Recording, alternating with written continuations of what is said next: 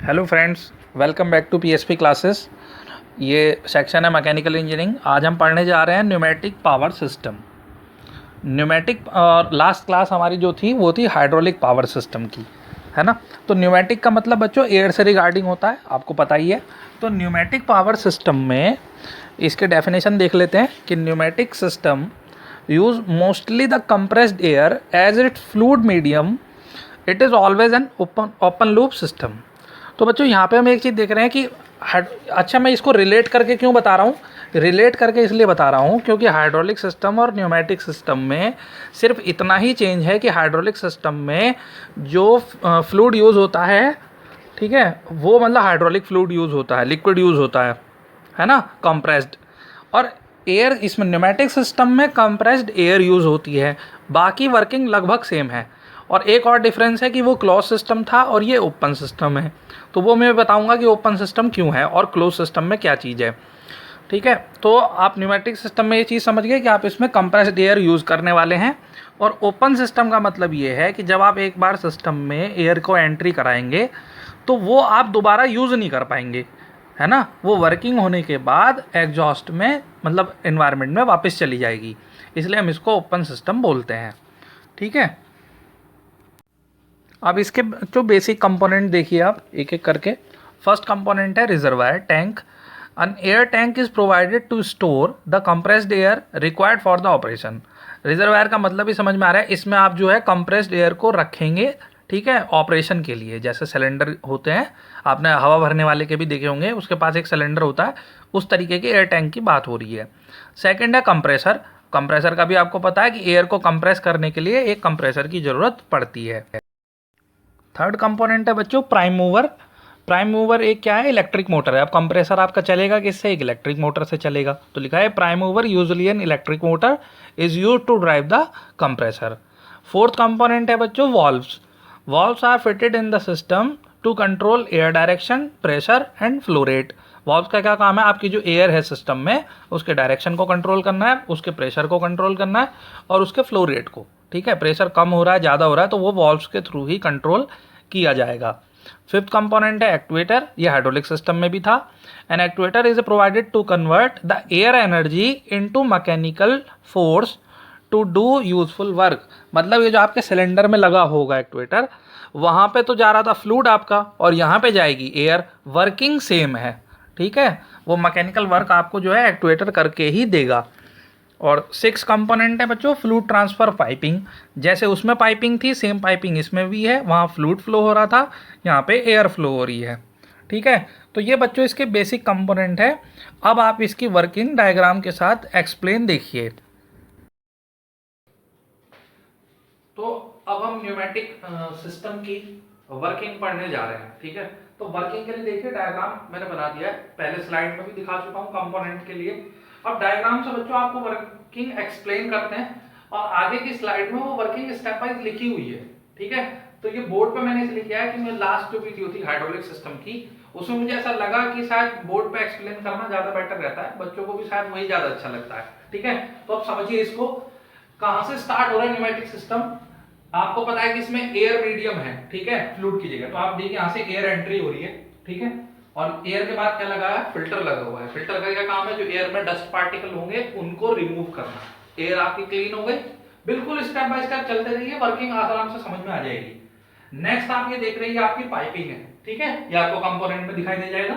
यहाँ से एयर आ रही है, उसके बाद ये देख लो आप एक कंप्रेसर लगा हुआ है।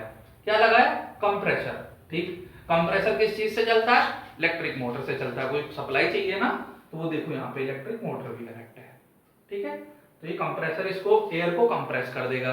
एयर कंप्रेस हो गई, देन आगे फर्दर जा रही है, ठीक है। अब यहाँ पे देख रहे हो एयर कूलर एंड ट्रीटमेंट लगा हुआ है। इसका क्या काम है बच्चों, आपको पता है जब एयर को कंप्रेस करेंगे, है ना, तो उसका जो टेम्परेचर है वो इंक्रीज हो रहा है। तो जब टेम्परेचर ज्यादा इंक्रीज हो जाएगा तो उसको आगे फॉरवर्ड नहीं कर सकते, ठीक है। तो उसको हम क्या कर रहे हैं, यहाँ पे एयर कूलर लगा रहे हैं और क्या कहते हैं, ट्रीटमेंट कर रहे हैं उसका, उसको नॉर्मल टेम्परेचर पे लेके आ रहे हैं ताकि वो ठंडी रहे, ठीक है। तो एयर कूलर से उसको ठंडा कर देंगे, देन आगे बढ़े। उसके बाद क्या है, रिजर्वायर, और रिजर्वायर में लगा हुआ है पीएसआई, पीएसआई प्रेशर स्विच। अब रिजर्वायर क्या चीज है, कंटेनर सबने देखे हैं जिसमें वो जो हवा वाला भी भरता है ना, तो उसके पास एक सिलेंडर सा होता है, तो उसमें हवा भरी होती है, तो ये वही चीज है रिजर्वायर। इसमें आपकी जो एयर है वो इकट्ठी होगी अब, ठीक है।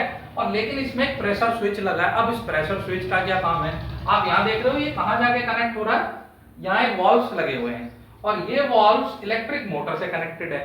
इसका ये काम है बच्चों कि जब इस सिलेंडर में एयर भरते चले जा रहे हो, भरते चले जा रहे हो, एटमॉस्फेयर से आई जा रही है, तो एक लिमिट ही तो है इस कंटेनर की, तो यहाँ पे प्रेशर गेज लगे होते हैं। जैसे ही इस कंटेनर का प्रेशर गेज बढ़ने लगता है, ठीक है, मतलब लगेगा कि इसमें सफिशिएंट एयर आ चुकी है, तो फिर ये वाल्व इसको डिस्कनेक्ट कर देता है इलेक्ट्रिक मोटर को, मतलब कंप्रेसर चलना बंद हो जाता है, ठीक है। ये ऑटोमेटिक वर्किंग है कि जैसे यहाँ पे एयर आपकी इंक्रीज हो जाएगी, सिलेंडर पूरा भर जाएगा, उसका टेम्परेचर वो प्रेशर बढ़ जाएगा, तो प्रेशर गेज से इंडिकेट होगा, तो प्रेशर स्विच इससे लगा हुआ है, तो वो आके इलेक्ट्रिक मोटर को ऑफ कर देगा, पहला फंक्शन। दूसरी चीज, अगर यहाँ पे एयर कम हो गई, क्योंकि मान लो वो एयर तो अभी आगे सिस्टम में यूज होनी है, तो जब वो एयर यहाँ कम रह जाती है तब ये ऑटोमेटिकली सिस्टम को स्टार्ट कर देता है, तो तब इलेक्ट्रिक मोटर ऑटोमेटिकली स्टार्ट हो जाती है।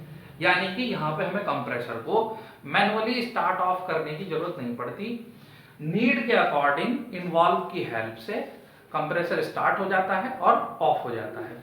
यहां तक की वर्किंग समझ में आई ना बच्चों, आगे बढ़ते हैं। अब आपकी एयर रिजर्वायर में इकट्ठी भी हो गई, अब वो आगे जा रही है। यहां पे देख रहे हो आप, ये क्या चीज है, कंट्रोल वाल्व है, और इसमें इस बार लगी है FRL यूनिट। अब ये FRL यूनिट क्या है, फिल्टर, रेगुलेटर, लुब्रिकेटर। यहाँ पे 3 फंक्शन होंगे, फिल्टर, रेगुलेट करना और एयर को लुब्रिकेट करना, ठीक है। और उसके ऊपर देखो आप 3 वाल्व भी लगे हैं, तो वाल्व की भी अभी मैं वर्किंग बताऊंगा। तो और यहीं पे अब इसका देखो FRL यूनिट के भी इसमें 2 पाइपिंग है। एक पाइपिंग तो आपकी या तो पोर्ट A से कनेक्ट होगी या पोर्ट B से कनेक्ट होगी, और एक आपकी एग्जॉस्ट से कनेक्ट होगी, मतलब एयर जिससे बाहर निकल जाएगी, ठीक। अब ये एयर बाहर निकलने वाली बात से बच्चों एक बात याद कर लो, हाइड्रोलिक सिस्टम आपका क्लोज सिस्टम था, क्यों, क्योंकि उसमें आपका एक तरफ से फ्लूइड जा रहा था, देख लेना उसको भी ना, मैं लिंक डाल दूंगा डिस्क्रिप्शन में, लास्ट क्लास उसी की थी, ठीक है। तो उसमें क्या हो रहा था कि आपका जो फ्लूइड जा रहा है फिर रिटर्न होकर वापस कंटेनर में आ जा रहा था, तो दैट इज क्लोज सिस्टम, कि आपका जो फ्लूइड है वो रिसर्कुलेट हो रहा है, बात समझ में आ रही है। लेकिन इस न्यूमेटिक सिस्टम में आपकी एयर इधर से एंट्री कर रही है, ठीक है, पिस्टन को वर्क करेगी, लेकिन उसके बाद वापस नहीं आएगी, एटमॉस्फेयर में एग्जॉस्ट हो जाएगी, तो इसलिए हम इसको ओपन सिस्टम बोलते हैं, ठीक। अच्छा, अब ये देखिए यहां से FRL यूनिट में ये आपको समझ में आया कि फिल्टर करना एयर में, मतलब ये है कि और भी अगर माइनर पार्टिकल होंगे तो उनको भी फिल्टर करना है, रेगुलेट करना, उसका प्रेशर जरूरत होगी तो और ज्यादा बढ़ाना है, या मतलब उसकी डायरेक्शन देनी है, ठीक है, और लुब्रिकेट करना है। दूसरी बात, अब यहां पे देखो, अब इसकी वर्किंग समझते हैं। जैसे रेज, लोअर और ऑफ 3 कंडीशन लिखी हुई है, अब आप पहली लेते हैं। सपोज करो आपको इस वेट को ऊपर उठाना है, रेज से स्टार्ट करता हूं, ऊपर उठाना है, तो आप इतना तो बच्चों डायग्राम को देख के समझ रहे हो ना कि एयर कहां से जानी चाहिए, पोर्ट ए से जानी चाहिए। जब पोर्ट ए से एयर आएगी, ऐसे देखो बच्चों इस तरीके से आएगी, तो ये जो एक्चुएटर है ये ऊपर आपका उठ जाएगा, है ना, तो आपका वेट लिफ्ट होगा। तो आप रेज जैसे ही इस लीवर को पीछे करोगे वाल्व को, तो आपका ये क्या करेगा, जो कंप्रेसर वाली यूनिट है, जो एयर आ रही है उसको ए पोर्ट से कनेक्ट कर देगा, ठीक है। और यहाँ की जो एयर होगी वो कंप्रेस होकर किससे बाहर निकलेगी, वो होगी इससे, एग्जॉस्ट पाइपिंग से। तो यहाँ पे इसमें वाल्व में इंटरचेंज हो जाएंगे, पाइप ना आपस में बदल जाएंगे, कि एयर वाला पाइप इससे कनेक्ट हो जाएगा और एग्जॉस्ट वाला पाइप यहाँ से बाहर आ जाएगी। तो कंप्रेस्ड एयर अंदर गई, पिस्टन उठा, वेट उठा, और यहाँ की एयर बाहर निकल के एग्जॉस्ट में आ गई। समझ में आ रहा है ना, सिंपल था। अब लोअर, सपोज करो मुझे इस वेट को नीचे लेके आना है, तो बच्चों वेट को अगर नीचे लेके आना है तो क्या करना होगा, किधर से एयर जानी चाहिए, बी से एयर जानी चाहिए, है ना, तभी तो ये नीचे आएगा। तो अगर इस बार क्या होगा, जो आपकी कंप्रेस्ड लाइन है एयर की वो आपकी बी से कनेक्ट हो जाएगी, और जो एग्जॉस्ट लाइन है, ठीक है, वो आपकी इधर ए से कनेक्ट हो जाएगी। तो आपकी जो अनकंप्रेस्ड एयर होगी वो यहाँ से बाहर निकल आएगी और पिस्टन आपका नीचे आ जाएगा, तो आपका वेट भी नीचे आ जाएगा, ठीक है। और थर्ड पोजीशन क्या हो सकती है, मान लो आपको वेट को वहीं पे रोक देना है, ना नीचे लाना है ना ऊपर लाना है, तो आप इस लीवर को ऑफ कर देंगे, तो उस केस में जो है सप्लाई जो है एक बार फीड करके देन रोक देगा, ना बाहर जाने देगा, ना मतलब एयर को ना बाहर जाने देगा एग्जॉस्ट से और बस वहीं का वहीं रोक देगा उतनी देर के लिए, और जैसे ही आप इसको रिलीज करना चाहते हो तो बस वो फिर रिलीज कर देगा। समझ में आया बच्चों? ये न्यूमेटिक सिस्टम की वर्किंग है। ठीक है, वर्किंग मैंने डायग्राम में एक्सप्लेन कर दी है अच्छे से, आपको मैं उम्मीद करता हूं समझ में आ गई होगी। फिर भी इसके जो स्टेप है, ठीक है, क्योंकि आप ऐसा तो है नहीं कि आपने सुन लिया और आप इसको लिख दोगे, मैंने इसके स्टेप अगली स्लाइड में लिख दिए हैं। ठीक है, बिल्कुल नॉर्मल सी लैंग्वेज में, इजी स्टेप, इजी सेंटेंस। आप उसको रीड करोगे, फिर इस डायग्राम को देखोगे तो आपको और भी ज्यादा क्लियर हो जाएगा। ठीक है बच्चों, स्लाइड देख लेते हैं। तो ये बच्चों देखो, वर्किंग मैंने एक्सप्लेन कर चुका हूँ। अब ये वर्किंग के जो स्टेप हैं मैंने यहाँ पे ये लिख रखे हैं, आप इनको पढ़ लें, क्योंकि अब मैं इसको पढ़ूँ तो वीडियो लंबी होगी, उसका कोई मतलब नहीं है, एक्सप्लेनेशन की आपको ज़रूरत नहीं है। मैं डायग्राम में एक्सप्लेन कर चुका हूँ, ये स्टेप बाय स्टेप लिखे हुए हैं, वही चीज़ें हैं सब जो मैंने एक्सप्लेन की हैं, कुछ भी नया नहीं है। जैसे फिल्टर्स के बारे में, रेगुलेटर, लुब्रिकेट्स, ये आप इसमें देख रहे हो। ठीक है, lubricate the pressure air from the pneumatic cylinder, और वो सारे स्टेप इसमें जो हैं लिखे हुए हैं। ठीक है, तो उम्मीद करता हूँ ये आपको टॉपिक समझ में आ गया होगा। समझ में आया हो तो बच्चों वीडियो को लाइक ज़रूर करना, और अगर कोई डाउट हो तो कमेंट में वो पूछना ज़रूर। चैनल को सब्सक्राइब कर लेना ताकि ऐसे वीडियोस आपको मिलते रहें बच्चों।